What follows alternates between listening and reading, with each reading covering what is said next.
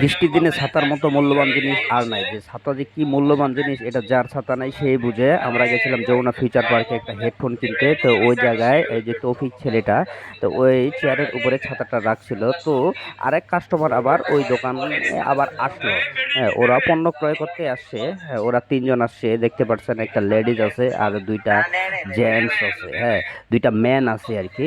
তো আমরা ওই জায়গায় ছাতাটা রাখছিলাম যে চেয়ারের উপরে। দেখেন আপনারা, এই যে ছাতাটা কিন্তু ঝুলতেছে, আপনারা দেখেন। আপনারা দেখলে অবাক হয়ে যাবেন। আসলে আমিও বিষয়টা দেখে অবাক হয়ে গেছিলাম যে আমাদের ছাতা নাই, ছাতা আবার কে নিয়ে গেল। ঠিক আছে, ইনারা দেখতে খুব ভদ্রলোক মনে হচ্ছে, ইনারা অবশ্যই ভদ্রলোক।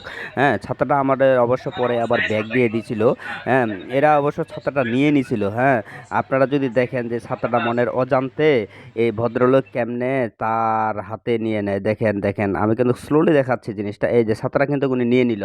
উনার কিন্তু এটা ছাতা না, ছাতাটা কিন্তু আমাদের। ভিডিওটি ভালো লাগলে শেয়ার করবেন অবশ্যই।